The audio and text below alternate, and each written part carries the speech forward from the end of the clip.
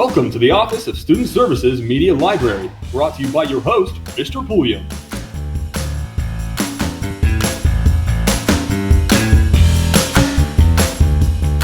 Hello there, Bearcats, and welcome back to a video from the Office of Student Services Media Library. My name is Mr. Pulliam, and I'm here to talk to you guys today about paying for college. I know that this time of year can be stressful for a lot of seniors, and it just becomes even more stressful as you try to figure out, okay, where am I going to go to school? Where do I apply? Heck, how do I even pay for college? Where do I even begin? So, as we've been talking to you guys a lot about the FAFSA and such, I wanted to make a video just kind of explaining how you pay for college and what that process looks like. So, first off, what is the FAFSA and what is financial aid? So, the FAFSA is the standard free, key is free, form that collects information about the student, which is you and the parent. Submission of the FAFSA is absolutely free. But there is a caution to families to not pay to submit the application or to pay for any scholarship applications in general. If an application for FAFSA or for a scholarship is asking you to pay, it's not a legitimate application. And it's most likely a scam, okay? Because the FAFSA is absolutely free. Additionally, the financial aid are funds provided to students and families to help pay for educational expenses. So it's basically how you pay for college. So let's talk a little bit more about the FAFSA.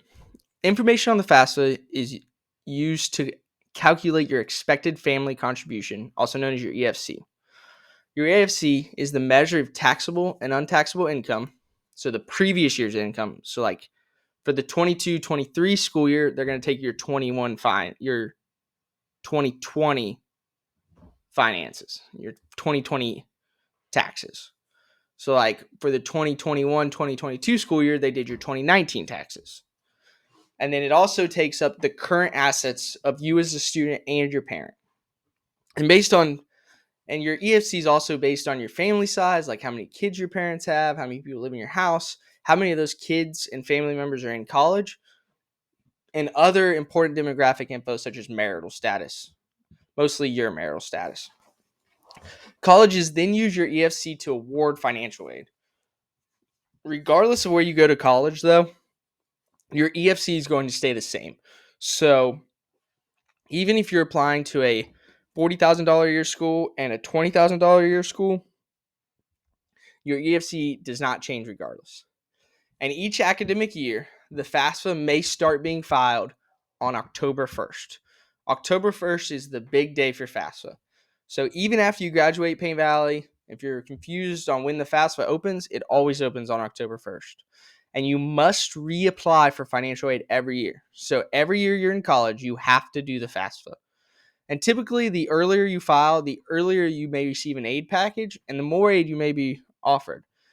Typically, as the year goes on and progresses, if you don't fill out the FAFSA in time, you may not get as much money because they just run out. So, and typically the admissions process is different than the financial aid process. Okay, you have to apply, typically using Common App or another local application, depending on the school. And then after you apply and get accepted, you also have to do financial aid and send it to those schools you're interested in so they can all give you financial aid packages. Once you've been accepted and decide where you're going to go, in the future, you only send your financial aid information to the college you are attending at that time. So you might be wondering, what is the expected family contribution, or EFC? So there are two components to it. There's the student contribution, so your income and assets, and then there's also your parent contribution, their income and assets for dependent students. So even if you don't live with your parents, if they have custody of you, or if they claim you on their taxes, you have to have their information to file the FAFSA. You cannot file the FAFSA for your own unless you're deemed an unaccompanied student or an emancipated student. And it's really tricky to get to. So most of the time I would just assume, okay, I have to use my parents' or my grandparents' information to complete the FAFSA. Basically, the EFC is also just wanting to know how much money a family can reasonably be expected to contribute to their students' college. So this is the number that is used to determine eligibility for federal student financial aid. The formula does not measure the willingness to pay this much. This is what they expect your family to be able to contribute. Now, not all families might be willing to contribute that, but they don't look at that. Okay. And as I said earlier, it stays the same regardless of what college you apply to. And it's calculated using a federal formula based on the information that you provide on your FAFSA. Now, you have to make sure that you provide accurate information because it is a legal document that the federal government wants you to be honest on and typically checks to make sure you're telling the truth. So, how do I define need? So, your need is how much money you need to attend college. And they do that by taking the cost of attendance at whatever school you're at, and they minus the expected family contribution to determine your eligibility for need-based aid. So basically, the EFC isn't going to change from college to college, but the need and your need-based aid will, depending on the cost of attendance for that. And if you guys want to know more information on how that's calculated, or if you want help calculating it, let Ms. Salamone or myself know. Or you can go to www.studentaid.gov/how-calculated. And they have a calculator there that can help you calculate that. So now you might be wondering, okay, Mr. Poirier, what is the cost of attendance? So the cost of attendance is the estimation of expected costs. And then there's two areas of that. So there are the direct cost of college, so like your tuition and fees. So for example, at OUC, that's about $6,000 a year.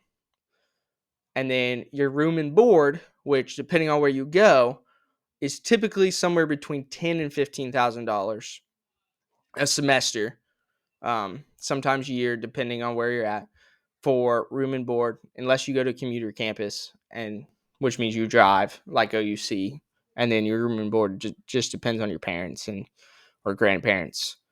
And then your indirect costs are transportation, which if you lived on campus might be lower than if you're commuting to, say, the OUC or Shawnee State or Southern State. There's also miscellaneous personal expenses like winter gear to walk on campus or new tires for your car.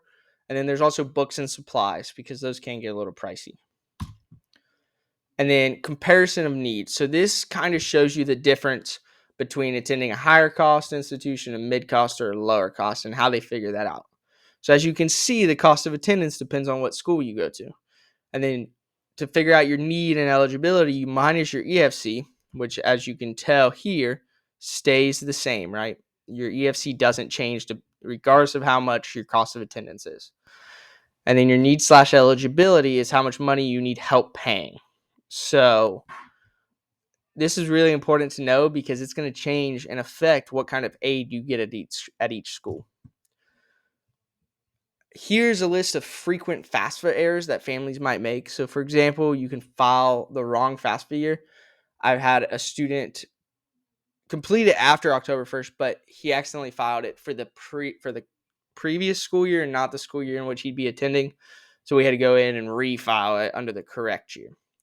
Additionally, they could be failing to use students' legal name, which can be confusing. So for example, when I filled out the FAFSA, I had to do it under Malachi, even though I typically went by the name Kai. So if I tried to fill out my FAFSA using Kai instead of Malachi, it would present an error. Missing financial aid deadlines, which are determined by the university itself. Transposing digits or inserting extra digits. So basically, when you're filling out your financial information, you flip digits around or you put in extra digits that shouldn't be there. Using an incorrect social security number or date of birth can mess things up. Submitting the wrong parent's financial information or leaving out a step parent. So if you have mom and dad and they're divorced, but they also have stepmom and stepdad, you have to include all four of those individuals' financial information, which can be a pain, but just is what it is. Another error is what untaxed income to report. So sometimes people don't report the untaxed income that they should. Incorrectly reporting household size or number of household members in college. So saying typically when you would get in trouble here is when you say there's more than there are. And then it can also be confusing and cause errors when you're trying to decide what to include for investment net worth. After you do all this and you fill out the FAFSA at FAFSA.gov, you want to make sure that you know it's ready to submit. So how do you know when it's ready to submit? All of these green check boxes on top are checked off, as you can see on both these. And then you are student signed with FSA ID, so that this is signed, and then both of these need to be signed too. Parent 1, parent 2. So make sure that everything that needs signed is signed and all these check marks are checked off. And then you click the big Submit My FAFSA Form Now button. In order to make corrections on your FAFSA, you have to do it on the website. So you can add more schools so maybe you decided to apply to a school later after you'd already done your FAFSA. You would go in and you would add more schools to that. You can correct any mistakes. A school may ask the student to document the changes made just so that they know that changes were made. And then if there's and then just so you know, updates to data such as assets and savings is not permitted. So it's captured at the time the FAFSA was originally submitted, and that is not updatable. So say you sell your house and you lose out on that asset, you can't go in and update your FAFSA. Like, it's just set once you submit it there. And then corrections may be made by submitting documentation to the financial aid office in some cases. So like when my wife and I got married, we had to submit a change to her FAFSA because we were now one and she was no longer a dependent of her parents. So we had to make changes to the financial aid office in order to get those changed instead of to FAFSA directly. So what do I do if I have special circumstances? So special circumstances are conditions that exist that cannot be documented with the FAFSA. So in that case, you should file the FAFSA as directed and then send a written explanation and documentation to the college's financial aid office explaining your special circumstance. Most colleges have an appeal process to address these, and then the college will review and request additional information if necessary. If your circumstances are warranted, the financial aid office will submit corrections to FAFSA to reflect those changes. Most of the time, each college has a different way of reviewing these, so just make sure that you're prepared to appeal at whatever school you choose, and you might get different responses for each college. And finally, decisions are final and cannot be appealed to the U.S. Department of Education, just so you guys know. So an example of a special circumstance are unusual uncovered medical or dental expenses, extraordinary dependent care. So if you have like a kid that you have to take care of, child support, you're a student who cannot obtain parental information, your parents just got a divorce after you submitted it, or a parent or your spouse died, or a loss of employment. Those are all considered special circumstances that can happen after you submit the FAFSA and need to make a change. So after you submit the FAFSA, some students may be selected for a process called verification, in which they have to submit documents to confirm FAFSA information. This is completely random, and there's not always a lot of rhyme or reason to why they choose you. Roughly 22% of FAFSAs, though, are selected for verification by the U.S. Department of Education. Some people got a waiver in 2021, 2022, but starting in 2022 and 2023, which for you seniors, that is when most of you will be filling out the FAFSA for. That waiver is no longer happening, so they are verifying again. Students should respond quickly to any request for information from the college, and then if selected, they normally request things such as a worksheet, federal tax return, for the parent or student if you filed taxes this last year. An alternative submitting documentation is completing the IRS data retrieval process within FAFSA. So you can actually, or your parents can actually link up to your IRS account, and it will automatically fill in most of your data for the FAFSA from the IRS, which is super helpful. And then they might ask for W-2s from parents or students if they worked but did not file taxes. And then they also have a verification of non-filing letter, just that you have to fill out if you did not file taxes. In regards to your federal income tax return on verification, some may accept a signed copy of that, but most won't just take a copy. It has to be signed, and then IRS tax return transcripts can also be useful and used in this case, and they can be found at that link below. and they can either be mailed or you can download them from online. Now, a couple times I've said the word financial aid office, and I realize I haven't really explained what that is. So the financial aid office at every college typically reviews the FAFSA and any requested additional verification documents. It determines that financial aid offer that's going to offer each individual student. They can either be mailed or emailed and typically look different from college to college. I know at Ohio State, when I was there, they would send me an email saying, hey, your financial aid package is in. And then I would go on my Buckeye link or the place where I enrolled for classes and did all my school stuff on, and it would be into there. The financial aid offer, when you receive that, typically includes the cost of attendance and EFC used to determine how much your offer is worth, and the amount of aid awarded from each program, an explanation of how and when aid is dispersed, and a reference to the terms and conditions of the offer. So when they say from each program, they're talking about like different types of financial aid. So there's all kinds of different types and sources of financial aid. And you might be wondering, how am I supposed to pay for college? So there are 5 main types. So there's private sources, employers, federal government, state government, and colleges and universities that can provide you financial aid. So based on those, there's also different categories of financial aid.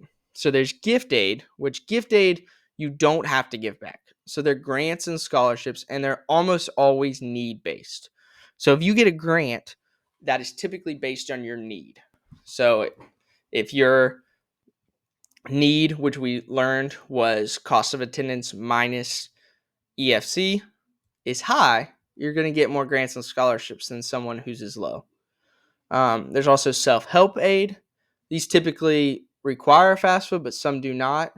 Although it's always encouraged to file FAFSA in these situations because it helps you get these kinds of loans and self-help. Typically with self-help, you have to return it at some point. So with loans, there's subsidized and unsubsidized. Subsidized means that those loans don't start accruing interest until 6 months after you graduate from college or stop pursuing college education. And unsubsidized, those loans start accumulating interest immediately. So subsidized are definitely better. Parent loans are loans that your parents can co-sign on you with.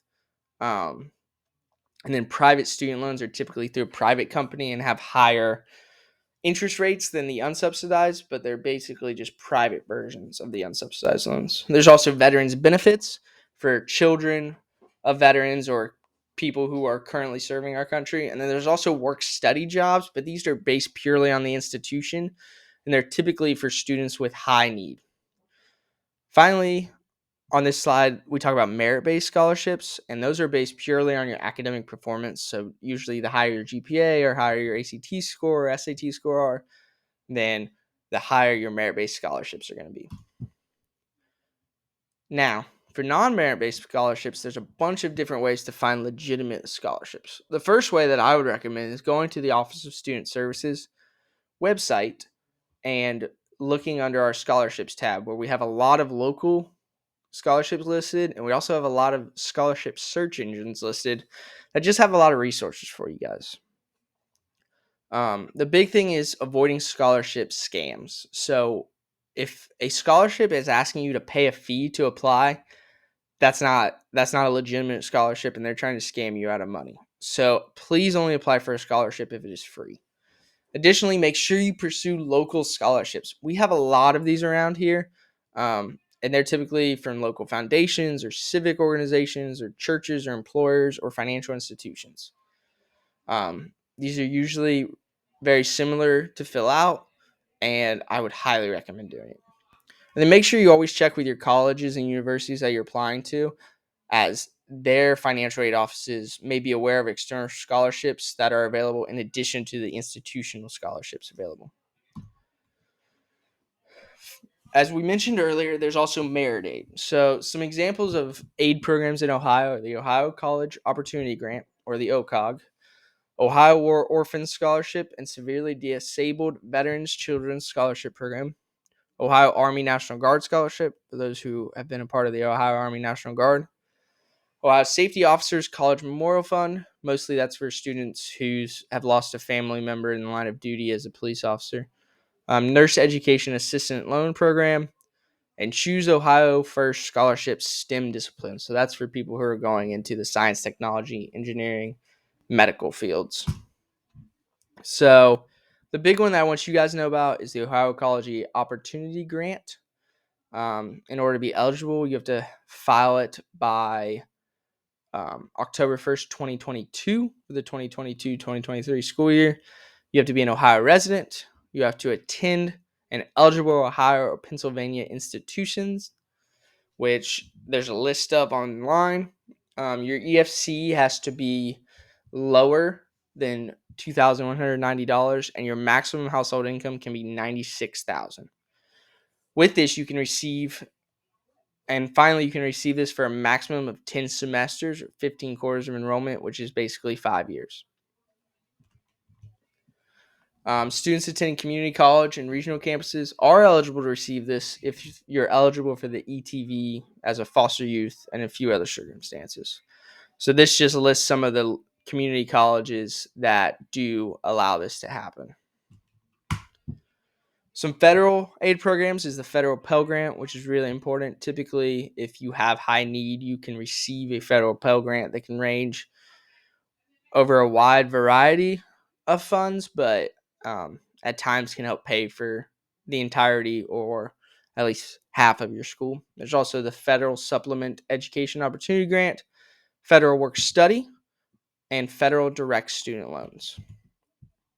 So you might be asking, how much money can I get from the Pell or SEOG grants? So for the Pell Grant for 21-22, it's a need-based grant as demonstrated by the EFC. And if your EFC is zeros, like if your family's not expected to contribute anything, you can get $6,495.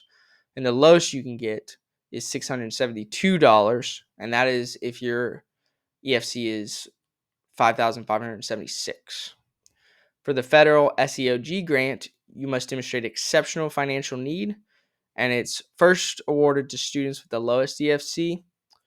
And award ranges from $100 to $4,000. Typically, the awards between $100 and $500 per semester. Federal Work Study, though, is eligible for undergrad and graduate students. The employment can take place both on and off campus. Federal Work Study wages are excluded from your EFC calculation, though, which is really important because it means that if you work for a Federal Work Study, you don't have to claim those the next school year. Some eligible employers are the school you're attending, federal, state, or local public agency like a library, private nonprofit organization in academically relevant jobs, for-profit organizations in academically relevant jobs, which basically means it's in an academically relevant job, and community service activities. Typically, you get paid the minimum wage, which in Ohio right now is $8.80. Now, you might be asking, okay, Mr. Boyd, what if I fill all this stuff out and I only get federal student loans? So some key points on that is you can borrow direct federal student loans without any credit check or income. And your parents can borrow direct plus loans on behalf of you. Now, if your parents do that, they will have their credit checked. Something important that I want you guys to think about is to only borrow what is really needed. If you borrow more than what you really need to have fun money or whatever, then that can get really dicey as you get older and have to start paying that back. And I also think it's important to look at loans as an investment in the future. If you are uncertain on if you want to complete college or if college is for you, I'd be hesitant to take out loans. Loans are only beneficial if you plan on completing college and graduating from college, because then they help you pay for that and you are investing into that future. So just something to think about. Then you might be asking, how do I get a federal student loan? So the first thing you have to do is you have to fill out the FAFSA. After reviewed financial aid award letters from school are sent out, you learn about your eligibility for these. Then you go to www.studentaid.gov. You sign in using your FSA ID, and then you have to complete entrance counseling and your master promissory note, which basically says how much you are getting in federal student loans. And then if you're a parent, for the Parent Plus loan only, you have to your parent has to complete the Plus application and the master promissory note. So basically, after you tell your university how much federal student loan you accept, you have to go do insurance counseling and a master promissory note. Other than that, guys, I mean, I know we covered a lot in a little bit of time, but if you guys have any questions about financial aid or need help filling out the FAFSA, we're going to have a couple FAFSA workshop nights coming up. But Miss Salamone and I will also be available to help you guys periodically throughout the day. So just let us know. If you have questions, we'd be more than happy to help. And I've also included our emails here on the bottom of this presentation. That's probably the most consistent way you can get a hold of us. Or you can just stop us in the hallway when you see us. So thank you guys for listening. And as always, it's a great day to be a Paint Valley Bearcat. Thank you for watching another digital lesson from the Office of Student Services Media Library. And don't forget, it's a great day to be a Paint Valley Bearcat.